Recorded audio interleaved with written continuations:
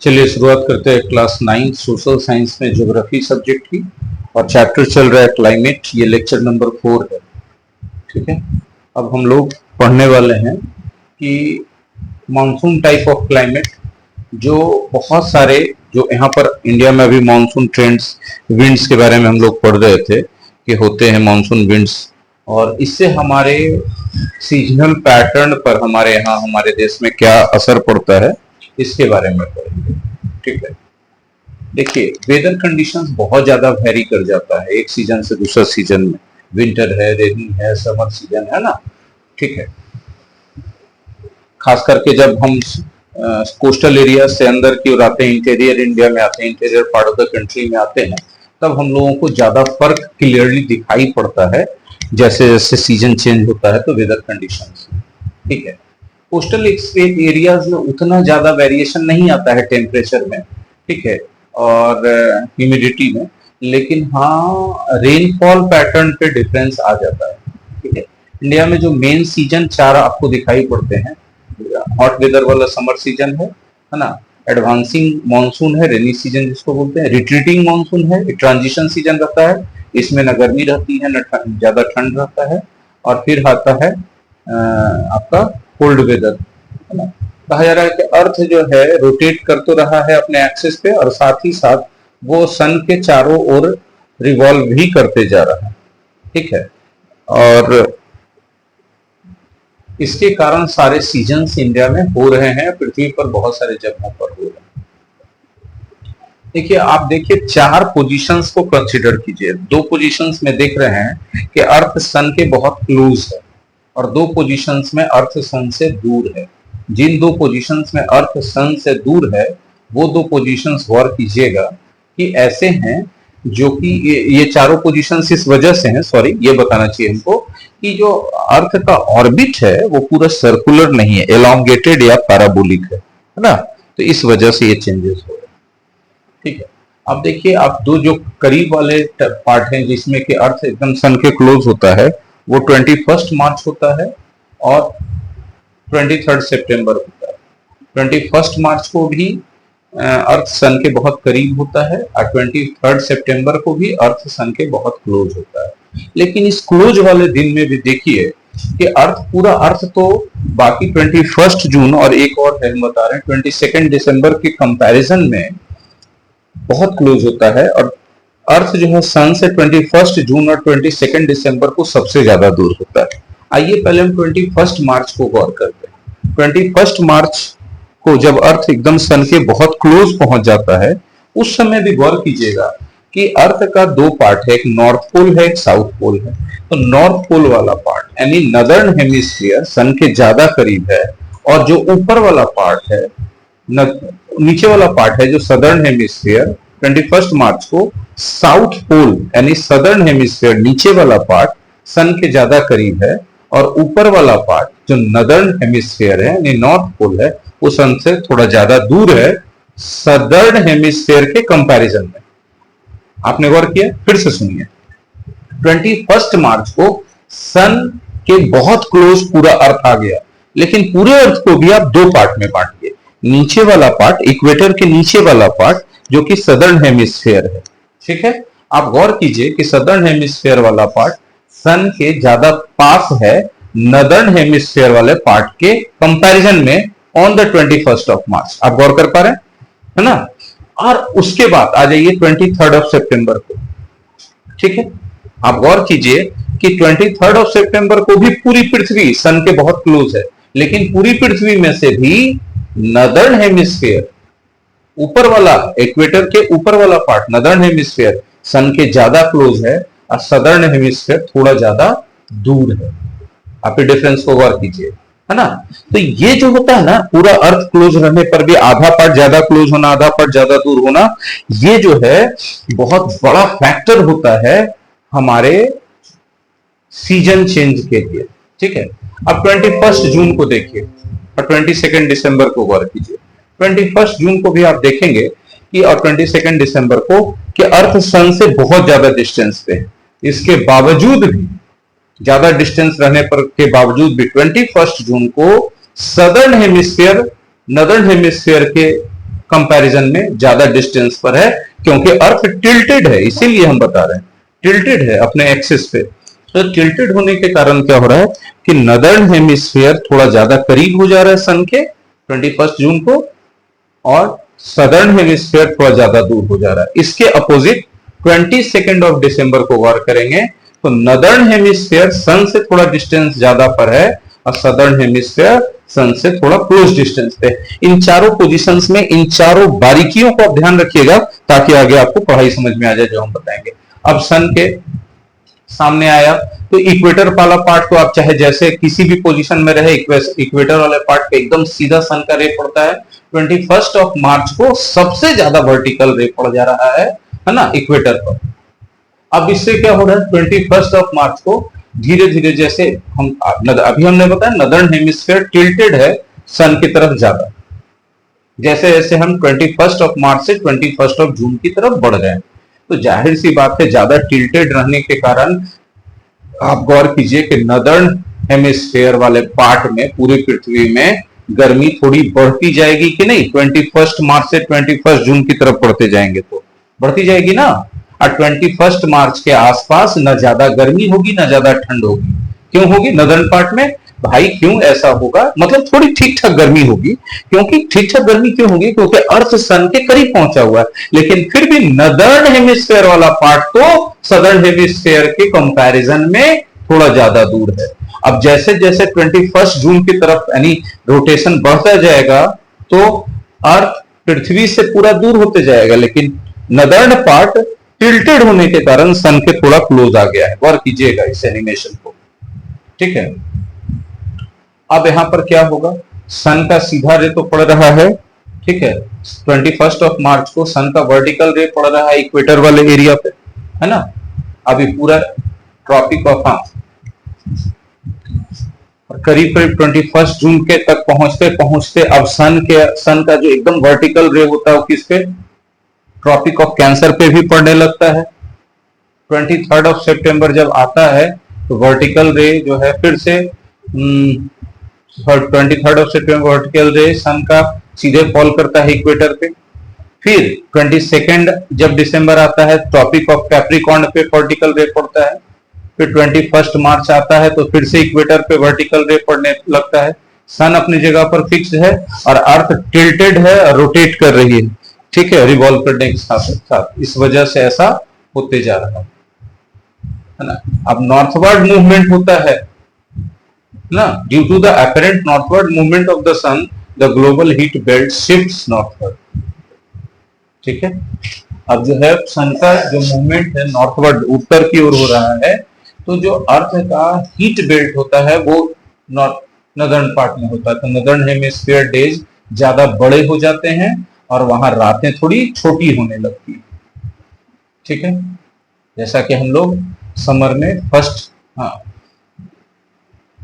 Position में हमने experience किया। अब हम एक्सपीरियंस करते हैं रेनी सीजन को सेकंड पोजीशन में आके। क्यों रेनी सीजन होने लगता है, ये रिट्रीटिंग मानसून होता है थर्ड पोजीशन में आके, ठीक है। रिट्रीटिंग मानसून होता है तो वहां पर भी थोड़ा सा ठंडा कम और कम गर्म रहता है। और फिर जब हम लोग फोर्थ पोजीशन पे पहुंचते हैं तो नदर्न पार्ट में हम लोग हैं, तो हम लोग के यहाँ क्या होता है, अर्थ का नदर्न हेमिस्फीयर जो है सन से डिस्टेंस पे है, तो टिल्टेड होने के कारण तो वहां पर हम लोगों को ठंड का महसूस होने लगता है, विंटर सीजन आ जाता है, ठीक है ना। और इस तरह से मार्च से मई तक वेदर गर्म होते चला जाता है, गर्मी बढ़ती चली जाती है ना। हीट बेल्ट क्योंकि चेंज होते रहता है। Temperature clearly from temperature recordings taken during the March two may at different latitudes, है ना। अब मार्च में क्या होता है कि हाईएस्ट टेम्परेचर होता है 38 डिग्री सेल्सियस के आसपास डेक्कन प्लेट्यू में। मार्च में डेक्कन प्लेट्यू में हाईएस्ट टेम्परेचर होता है 38 डिग्री सेल्सियस के आसपास, ठीक है। अप्रैल में टेम्परेचर गुजरात और मध्य प्रदेश में 42 डिग्री सेंटीग्रेड के आसपास पहुंच जाता है। क्यों, क्योंकि वही उसी जगह पर सन का हीट सबसे ज्यादा पड़ रहा होता है। मई में टेम्परेचर हो जाता है 45 degree Celsius north western part जो होता है कंट्री का, नॉर्थ वेस्ट इंडिया में, ठीक है। अब पेनिनसुलर इंडिया में टेम्परेचर जो है लोअर रहता है। क्यों? क्योंकि अर्थ टिल्टेड है सन की तरफ, नदर्न हेमिस्फेयर से, उसी पार्ट में पड़ रहा है हमारा नदर्न पार्ट या नॉर्थ ईस्ट पार्ट, इसी वजह से, इसीलिए। और उस समय तक पेनिनसुलर इंडिया जो होता है, जो देख रहे हैं ग्रीन पार्ट, यही पेनिनसुलर इंडिया है, यहाँ पर टेम्परेचर मॉडरेट बना रहता है। ठीक है, क्यों? क्योंकि उधर समुद्र से जो हवाएं चल रही होती हैं वो उसमें मॉइस्चर होता है और ठंडक होती है। The summer months experience rising temperature and falling air pressure in the northern part of the country। जैसा कि हमने बताया कि जब हम लोग 21 मार्च से 21 जून की तरफ बढ़ रहे होते हैं तो नदर्न हेमिस्फीयर अर्थ का टिल्टेड रहता है, और हमारा नदर्न पार्ट जो है कंट्री का, वो नदर्न हेमिस्फीयर के ऊपरी भाग में पड़ जा रहे हैं हम लोग, तो इसी वजह से हम लोग की तरफ गर्मी ज्यादा महसूस होती है और हम लोगों का एयर प्रेशर वहां पर कम होता है, ज्यादा गर्मी रहने की वजह से। जैसे जैसे हम लोग मई के एंड की तरफ बढ़ते रहते हैं तो लो प्रेशर एरिया बनते ही जाता है, डेवलप होते रहता है। ठीक है, थर्ड डेजर्ट से लेकर के नॉर्थ वेस्ट में थर्ड डेजर्ट से शुरू होता है ये। ठीक है, देखिए यहाँ पर थर्ड डेजर्ट है, और यहाँ से बढ़ते बढ़ते पटना, छोटा नागपुर, प्लेट्यू में ये जो है लो प्रेशर एरिया बनते ही रहता है हीट के कारण, क्योंकि ये नदर्न पार्ट में पड़ रहा है, ये टिल्टेड है सन की तरफ ये वाला पार्ट। तो अब यहाँ पर जो है लो प्रेशर बना तो यहाँ पर सर्कुलेशन ऑफ एयर शुरू हो जाएगा। ठीक है, और उस समय जो एयर होगा वो गर्म होगा, और ये सर्कुलेशन ऑफ एयर जब गर्म एयर का होगा तो उसी को हम लोग लू कहेंगे कि लू चलने लगा है। ठीक है, अब ये क्या होता है, चूंकि लो प्रेशर बहुत ज्यादा हो जाता है तो ये हवाएं, गर्म हवाएं बहुत तेज हो जाती है ना, लू की आंधियां चलती है मई जून के आसपास में। तब हम लोग कहते हैं कि हम लोगों के देश में, मतलब उत्तर भारत के इस पार्ट में, इधर से लेकर के है ना पटना, बिहार, यूपी, ये सब एरिया में लू चलने लगता है, नॉर्थ और नॉर्थ वेस्टर्न इंडिया में। ठीक है, और इतना ज्यादा चूंकि टिल्टेड है तो वहां देर जो है, दिन देर तक हो रहा है, लॉन्गर डेज हो रहे हैं, तो इससे ये गर्म हवाएं शाम तक, लेट इवनिंग तक भी चलती रहती है। ठीक है, और ये बहुत ज्यादा टेम्परेचर कैरी करती है, इसलिए जानलेवा भी हो सकती है। और चूंकि हवाओं की गति बहुत तेज होती है तो डस्ट स्टॉर्म्स भी बनते हैं मई के मंथ में। आप देखे होंगे मई में बहुत तेज आंधियां चलते हुए। ठीक है, अब हवाएं चलने से क्या होता है ना कि हवाओं के साथ जो है धरती की सतह का टेम्परेचर हवाओं में चला जाता है, ट्रांसफर हो जाता है, तो थोड़ा सा हम लोग को राहत महसूस होने लगता है। ठीक है, और हल्की फल्की बारिश होती है, थोड़ा ठंडी हवाएं महसूस होने लगती हैं बारिश के कारण। अब कुछ कुछ जगहों पे थंडर स्टॉर्म्स हो जाएंगे, कहीं तेज हवाएं चलेंगी, कहीं टोरेंशियल मतलब काफी तेजी से बारिश के छींटे पड़ेंगे, कहीं कहीं ओले पड़ेंगे। ये नॉर्थ इंडिया में और नॉर्थ ईस्ट इंडिया में कहीं कहीं ऐसा होगा जैसे जैसे हॉट वेदर आएगा। ठीक है, अब इन वेस्ट बंगाल में क्या होगा कि आंधियां तेजी से चलेंगी, और इन आंधियों को वहां वेस्ट बंगाल में काल बैसाखी के नाम से जाना जाता है। ठीक है, अब देखिए यही एरिया है, from north west of India से गर्म हवाएं चलनी शुरू हो जाती है, और ये इधर से बे ऑफ बंगाल से उठने वाली जो मॉइस्ट और ना वार्म एयर है उससे जाकर के मिल जाती है।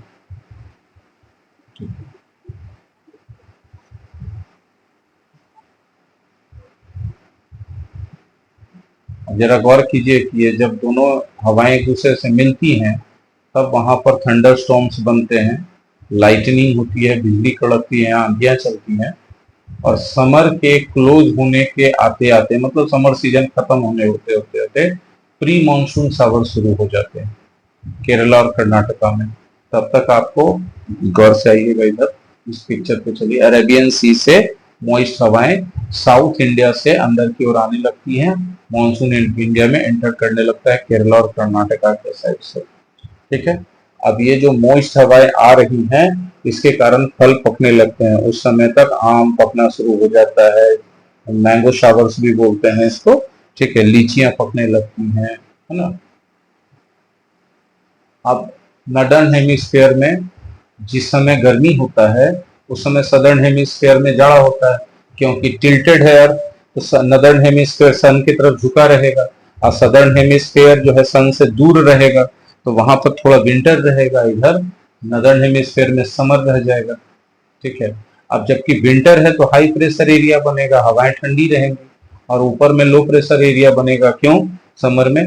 क्योंकि भाई जब हम लोग देख लीजिए इक्वेटर से हमारे कंट्री का कहाँ पर पोजीशन है, तो वहां पर लो प्रेशर एरिया क्यों बनेगा? क्योंकि गर्मी है, तो गर्मी के कारण हवाएं जो है स्प्रेड कर जाएंगी, फैल जाएंगी, है ना, तो लो प्रेशर एरिया बनेगा। अर्ली जून तक बहुत लो प्रेशर एरिया बना रहता है, नदर्न प्लेन्स में काफी तेज हो जाता है लो प्रेशर, तो हाई प्रेशर से लो प्रेशर की ओर हवाएं जाने लगेगी। ठीक है, यही हवा ट्रेड विंड्स कहलाती है।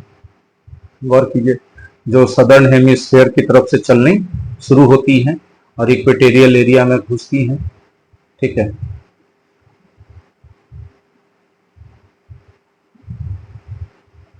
The southeast trade winds originate over the warm subtropical areas of the southern oceans. Southern ocean में जो सब ट्रॉपिकल एरिया होता है, वार्म सब ट्रॉपिकल एरिया होता है, वहीं ये ट्रेंड विंड्स जनरेट होते हैं हाई प्रेशर में होने के कारण। अब ये इक्वेटर को क्रॉस करते हैं, और जब इक्वेटर को क्रॉस करते हैं तो फिर ऊपर की ओर उठेंगे, क्योंकि इक्वेटर में जाते जाते वो क्या हो जाते हैं, गर्म हो जाते हैं, उस गर्म एरिया में जाके तो फिर ऊपर की ओर उठने लगते हैं, और ऊपर की ओर उठते हुए वो साउथ वेस्ट हाँ equator and blow in A south westerly direction, south से वेस्ट की ओर बढ़ने लगते हैं, साउथ से वेस्ट की ओर बह रहे हैं और समुद्र से होके जा रहे हैं। तो समुद्र से वो क्या ले लेते हैं, मॉइस्चर भी ले लेते हैं बहुत ज्यादा, है ना, क्योंकि वार्म ओशंस के ऊपर से बह रहे हैं, काफी मॉइस्चर जब ले लेते हैं और हमारे देश में घुसते हैं। ठीक है, और हमारे देश में जब ये घुसते हैं तो एवरेज इनकी गति होती है हवाओं की 30 किलोमीटर पर आवर। ठीक है, और ये अपने साथ साउथ वेस्ट मानसून को लेकर इंडिया में चले आए ये, और टोटल चेंज आ जाता है पूरा वेदर में। जैसे ही आते हैं मॉइस्चर आ गया, जो ड्राई एयर था अभी तक गर्म से, मॉइस्चर आ गया, यहाँ पे कंडेंस होगा और बारिश होगी। ठीक है, कई कई दिनों तक फिर ये बारिश होती रहती है, मॉइस्चर जो है कंडेंस होकर गिरते रहता है, मोस्ट ऑफ द मानसून कहते हैं, है ना। और ये जो प्री मानसून में कुछ कुछ बूंदे टपक रही थी पानी का, कुछ बारिश हो रही थी, इससे बहुत ज्यादा ही धमाधम बारिश होती है तो डाउनपोर कर सकते हैं। ठीक है, अब ये जो मानसून घुसा था इंडिया में, कहाँ से घुसा था? सदर्न एकदम पार्ट से घुसा था, है ना। अब किस समय घुसता है? फर्स्ट वीक ऑफ जून से घुसता है, और बिहार पटना तक आते आते हम लोगों को जुलाई अगस्त लगा देता है। जुलाई में आते थोड़ा थोड़ा बारिश होता है, और फिर अगस्त आते आते बारिश शुरू हो जाती है पूरी तरह से ना। अब ये जो हवा है जो कि हम लोग के दक्षिण भारत के एकदम टिप से घुस रहा है ना, फर्स्ट वीक ऑफ जून में। ठीक है, ये जो है दो भाग में डिवाइड हो जाता है, एक चला जाता है अरेबियन सी ब्रांच और एक बे ऑफ बंगाल। देखिए आधा भाग हवा जा रहा है ना बे ऑफ बंगाल में, आई आधा चला जा रहा है अरेबियन सी से होते हुए हमारे देश के अंदर घुस जा रहा है। ठीक है, monsoon arrives at the southern tip of the Indian peninsula generally by the first week of June, है ना। देखिए 1 जून से 5 जून तक, और थोड़ा आगे बढ़ने में टाइम 5 दिन का आगे लग जाता है, तो और मुंबई से होके 10 दिन के बाद, 5 दिन के बाद 10 से 15 जून के आसपास घुसते हुए बिहार झारखंड ये सब में घुस जाता है 10-15 जून के आसपास। ठीक है, ये काफी अच्छी गति से आगे बढ़ रहा होता है, स्पीड अच्छा खासा होता है हवा का। ठीक है, the islands receive the very first monsoon showers progressively from south to north from the last week of April to the first week of May। ना, जो छोटे मोटे आइलैंड्स होते हैं बे ऑफ बंगाल में जो है, आप देखिए उसमें जो मानसून कब पहुंच जाता है, अप्रैल के लास्ट वीक से शुरू होता है घुसना, मई के फर्स्ट वीक तक वहां पर मानसून हवाएं पहुंच जाती है और बारिश करानी शुरू होती है। देखिए बे ऑफ बंगाल में है ना, कुछ आइलैंड्स है, लक्षद्वीप है ना, ये सब है। The Bay of Bengal branch also advances rapidly and arrives in Assam in the first week of June। अब देखिए जो बे ऑफ बंगाल में जो हवा गई थी वो धीरे धीरे आगे बढ़ते हुए भारत के पूर्वी भाग से आसाम में घुस जाता है फर्स्ट वीक ऑफ जून में आकर के। ठीक है, अब ये वहां पर जो ऊंचे ऊंचे माउंटेन्स है मानसून विंड्स को और पश्चिम में जाने से रोक देते हैं और उधर किधर भेज देते हैं, उधर उत्तर की ओर जाने से रोकते हैं और उन्हें पहाड़ों से टकरा करके हिमालय सीरीज वाले जो पहाड़ हैं उनसे टकरा करके ये हवाएं पश्चिम की ओर मुड़ने लगती हैं। पश्चिम में क्या है, गंगा के समतल मैदान है। अब उधर भी जाके ये बारिश करवा देती है मिड जून तक आते आते। ठीक है। अब अरेबियन सागर से जो हवा जा रही थी, इधर बे ऑफ बंगाल से दोनों हवा जो जाती है, ये आकर के गंगा के प्लेन्स में आकर के मिलती हैं। कहाँ पर मिलती हैं भाई? तो ये दोनों हवाएं आकर के मिलती हैं सौराष्ट्र कच्छ वाले एरिया में, जो कि देश का एकदम मध्य भाग है, सौराष्ट्र कच्छ। ठीक है। यहाँ के दोनों जब हवाएं मिल जाती हैं तो नॉर्थ वेस्टर्न पार्ट गंगा के प्लेन्स में, है ना,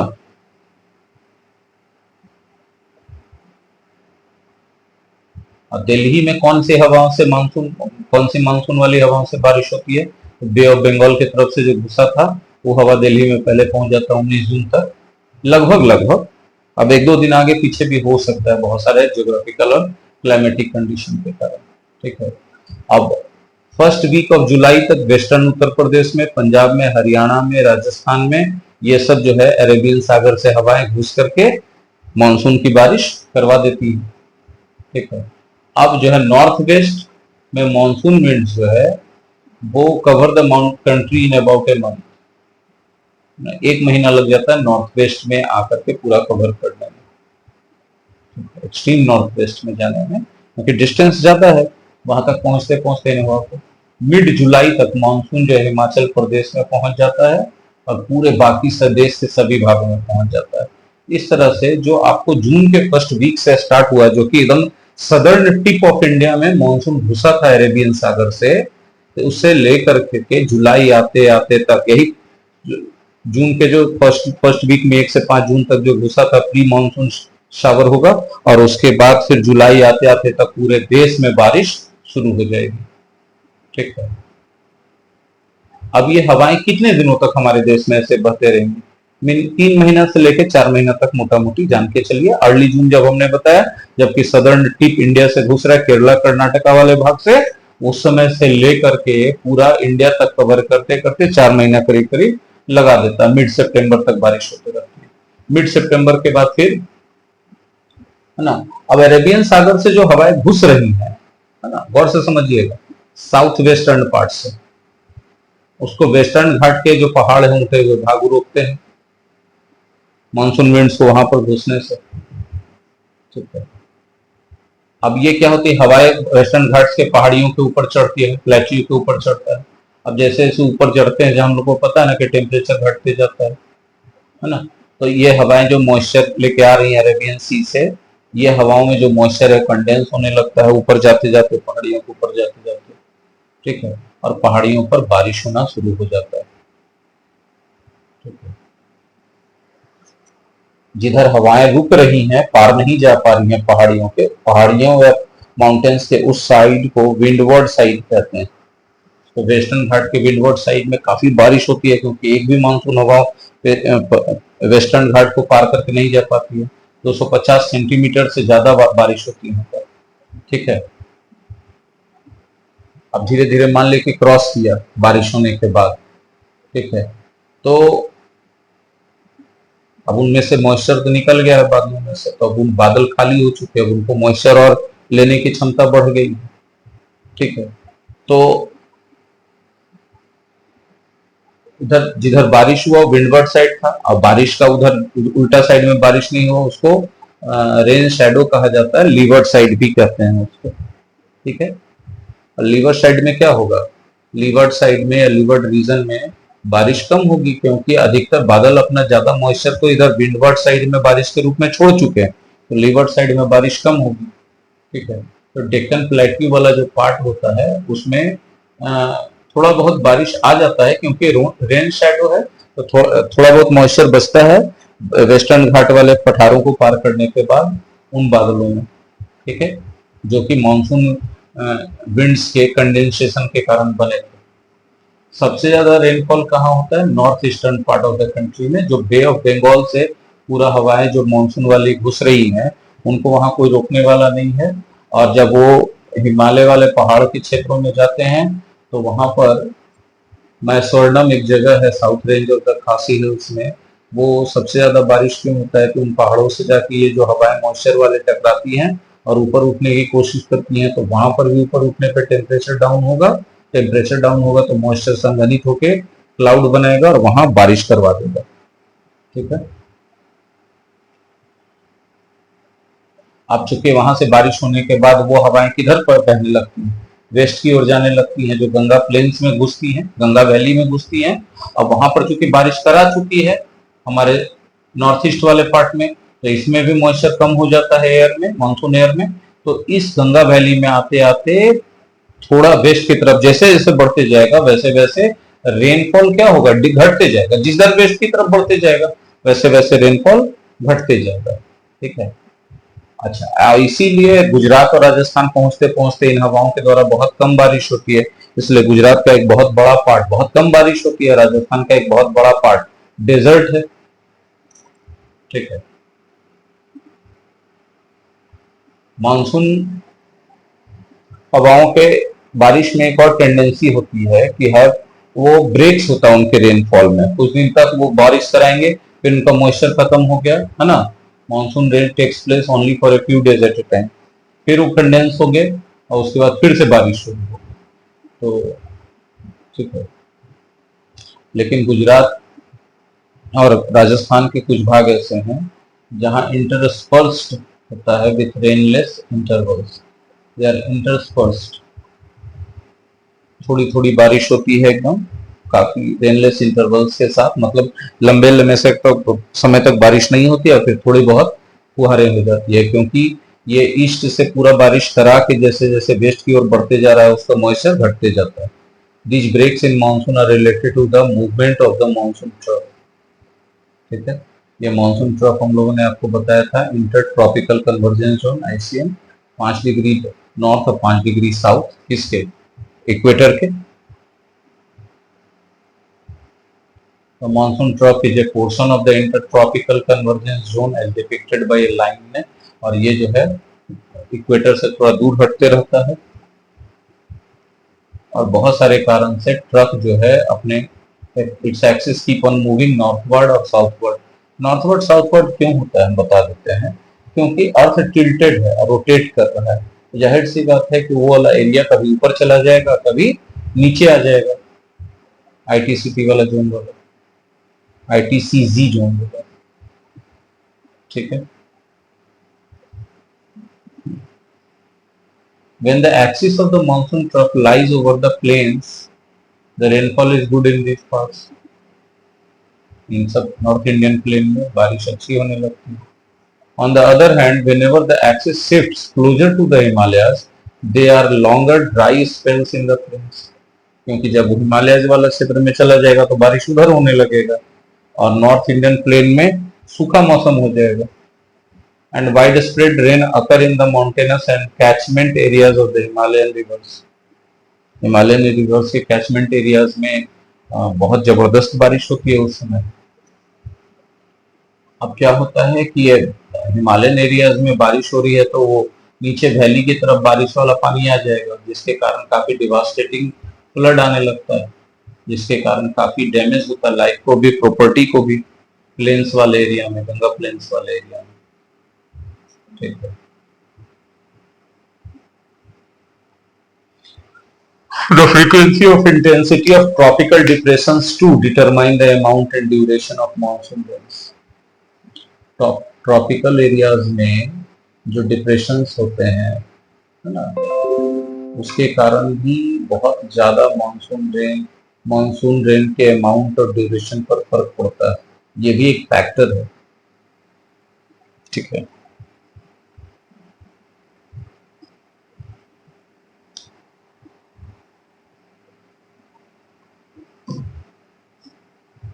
ट्रॉपिकल डिप्रेशन क्या होता है भाई, एटमॉस्फेरिक लो प्रेशर सिस्टम होता है जो ट्रॉपिकल एरियाज में होता है ट्रॉपिकल साइक्लोन के कारण। ठीक है। These depressions form at the head of the Bay of Bengal and cross over to the mainland। Bay of Bengal के ऊपर ये लो प्रेशर एरिया बनते हैं, डिप्रेशंस बनते हैं। ठीक है। और मेनलैंड में हमारे देश में देखिए घुसते चले जाते हैं।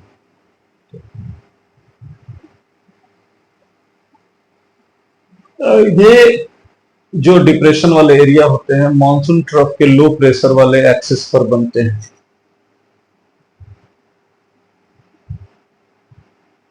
तो इस बहुत सारे फैक्टर हैं, इन सब वजह से मानसून में बहुत अनसर्टेनिटीज होती है।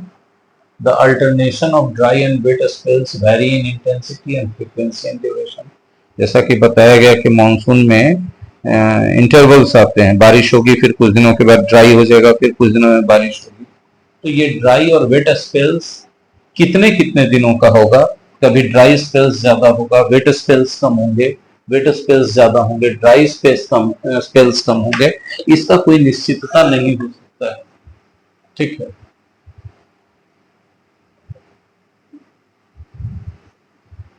और इसके कारण क्या होता है कि जब बहुत ज्यादा वेट स्पेल लंबा हो जाएगा तो कुछ भाग में बाढ़ आ जाएगा, और जिस भाग में ड्राई स्पेल ज्यादा हो गया वहां सुखाड़ आ जाएगा। तो यही वजह है कि हमारे देश में एग्रीकल्चर भी इससे बैडली इफेक्टेड रहा। ठीक है। तो जब मानसून हमारे देश में घुसता है उस समय भी ये अनसर्टेनिटीज बनी रहती है, और जब मानसून रिट्रीट करता है तो उस समय भी ये अनसर्टेनिटीज बनी रहती है। ठीक है। और इसकी की वजह से millions and millions of farmer का एग्रीकल्चर और फार्मिंग बहुत बैडली डिस्टर्ब होता है। एक तो फ्लड वाला एरिया बन जाता है, फ्लड वाला सिचुएशन बन जाता है उससे भी, और ड्राउट वाला सिचुएशन बनता है उससे भी। आज के क्लास में इतना ही, फिर अगले क्लास में बात करेंगे। Thank you very much.